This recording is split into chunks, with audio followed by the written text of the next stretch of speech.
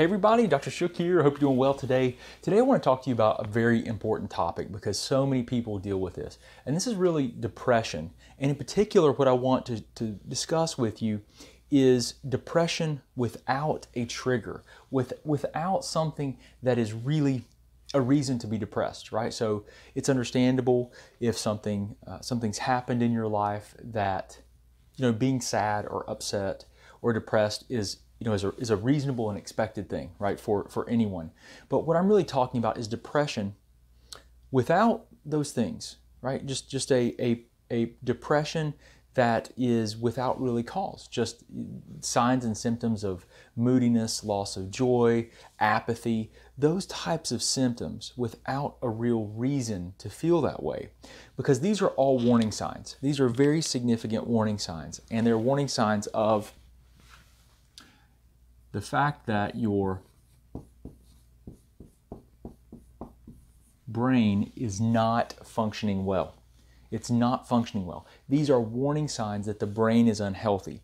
The brain is very sensitive to metabolic changes, inflammatory issues, blood sugar fluctuation will throw off your neurotransmitters, your serotonin, your dopamine, your GABA, your acetylcholine, all these things that allow you to have good neurological function. Blood sugar would disrupt. Inflammation's a major problem. Lack of trophic factors. This just means stuff that keeps the brain healthy. So vitamins, minerals, hormones, sex hormones. A lot of people don't realize this, but testosterone, the brain is full of receptors for testosterone, for estrogen. All of these hormones are very important.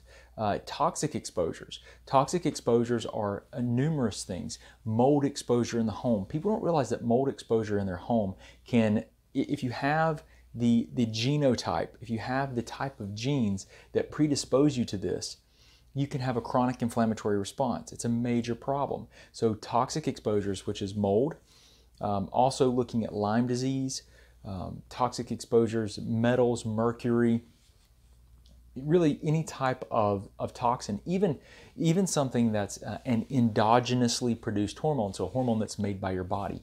Cortisol, your stress hormone cortisol. High levels of cortisol is neurotoxic. It's toxic to areas of the brain that are responsible for short-term memory, the hippocampus. It's a central structure in the brain. So toxic exposures, there's many. Cerebrovascular disease, so decreased blood supply to the brain is a major issue. And I mean, it makes sense, right? If you can't get nutrients, oxygen to the brain, how's it going to function, right? So cerebrovascular disease. So if there's atherosclerosis or plaquing, this is a big issue, right? It's a big issue. And then trauma. So direct trauma, repetitive trauma, history of sports, it really has a significant impact on neurological functioning, and it drives an inflammatory response. It's a big problem, huge problem. All these are the primary driving factors. Now, with the brain, you've got to ask yourself, if I'm having these symptoms, why am I having these symptoms, right? You have to ask why. I think one of the biggest tragedies that I've observed is that a lot of people are being prescribed a lot of medications for symptoms without consideration of these things, which are foundational physiological markers and biochemical evaluation that really needs to be done to help us understand why you feel the way you feel. Not just cover it up, not just raise neurotransmitters in the brain to try and mask what's actually happening. I often use the analogy of fire and smoke. These symptoms, that's the smoke. You're seeing the smoke, right? But what is driving the fire? What's causing the fire to burn? What is actually the cause of these symptoms? Instead of some of the medications that are given are just like fanning the smoke away while the fire continues to burn. It doesn't make sense. Now, as a short-term gap, sure, whatever you need to do. But this has to be considered. It absolutely has to be considered. One of the most common problems I see is inflammation, chronic inflammation, which we can measure all this through laboratory testing, right? So this can be evaluated, right? We can use testing to objectively evaluate and quantify these markers, right? So we don't have to guess. So there's a few different things that you can do. These things are going on. These are the drivers. What can you try? What can you try? So there's 3 things you can do if you don't have, if testing, there's no way, there's no option. If if your brain health is, there's no way that you can do testing to evaluate your brain health and objectively measure factors that could be causing you to lose your brain, like literally deteriorate the brain. If you're in that position, it's okay. I'm going to give you everything that I can today, but you really have got to consider this, guys. This is nothing to play around with. These signs and symptoms are a problem and a sign that the brain is an issue. Things you can try. Diet. Dietary changes, step 1. Nutritional supplementation, step 2. Sleep. Getting adequate sleep is absolutely critical, and movement. These are all problems that sleep, movement, all these things can be difficult to understand on your own. I'm going to try to help you very quickly. Diet. A healthy ketogenic diet. Okay, so ketogenic diet is where your body burns fat for energy rather than carbohydrates. Research has shown us that this is the preferred fuel for the brain. It's anti-inflammatory, and it can really help to upregulate the brain function, neurological function, and decrease inflammation.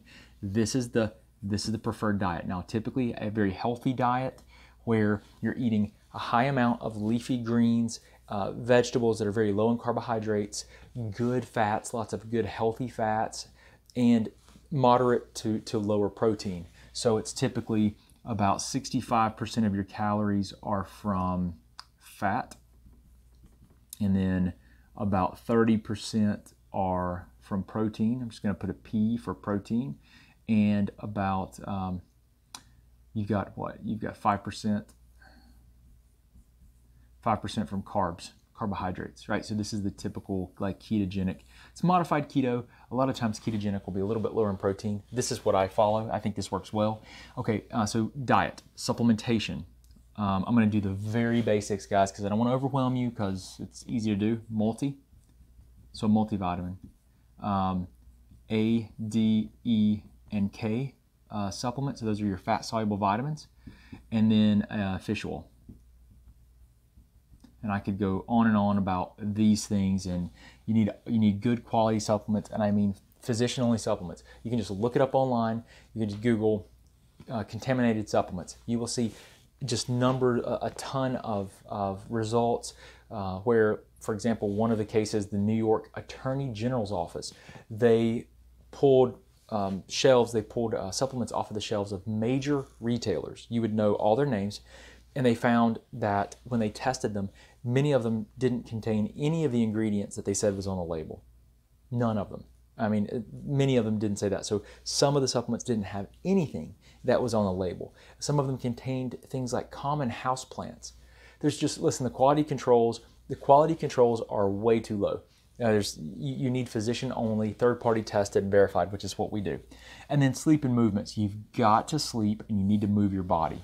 So those can be very complex to understand and fix. I work with people to do all these things on a regular basis, but sleep and movement, these are keys, okay? Keys to trial and error. You want to try stuff on your own? Have these things. Now, if you want to use a science-based approach to evaluate these factors that can be contributing here, you want to take a three-step approach. Detect the problems using repeatable, objective laboratory testing, right? Then you want to take that data and put together a plan to remove the problems that are preventing your brain and your biochemistry from being optimal. And then the third thing you want to do is, once you've done that, then you repair and optimize your biochemistry. This is a super simplified approach, but we do very extensive testing. And I've got something called the Saving the Brain program. I created it.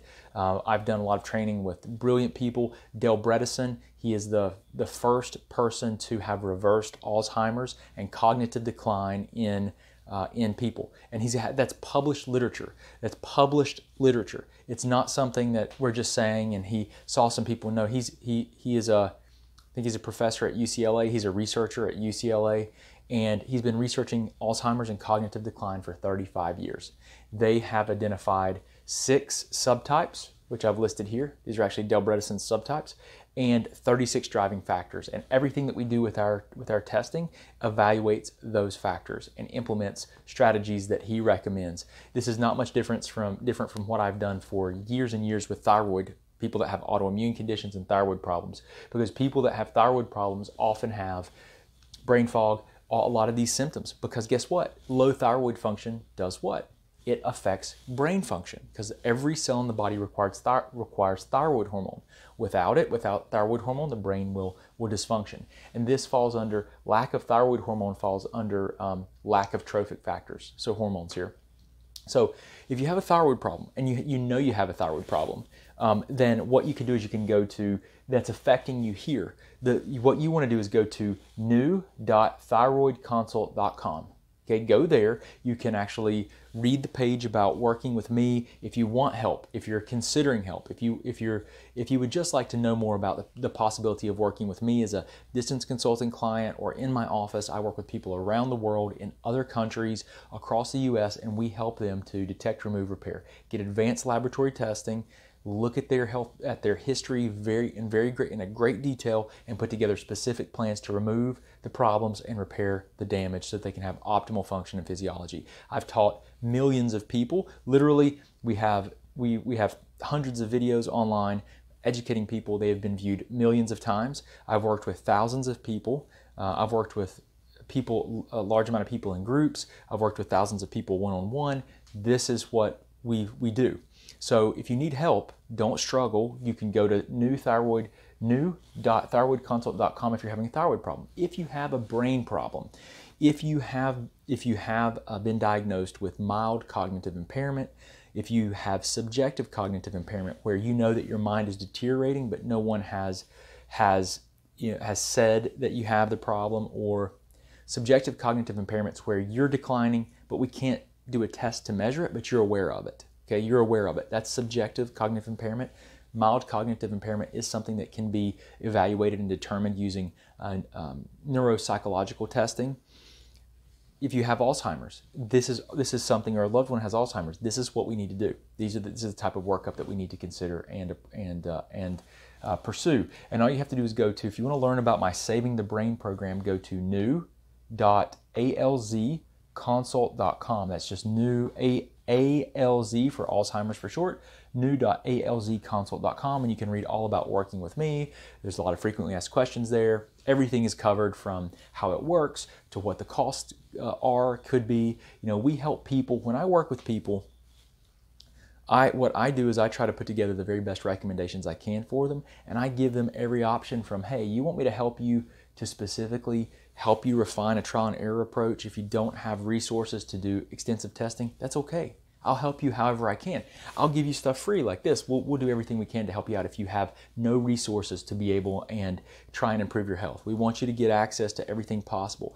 If you have resources to do testing, we give you every option. The most advanced testing that can be done, we will give you that option, or we will give you the full spectrum of very, very minimal testing to the most expanded and extensive testing possible. So we try to give people every option so that no matter who you are, where you come from, you have a starting point. And I teach like this to give people that can't even schedule an appointment, that don't have the resources, to get access here and know where they can start and they can begin to really take their health back, be their own advocates, be involved and an active participant in their healthcare. Okay, that's really what it's all about. So I hope this has been helpful.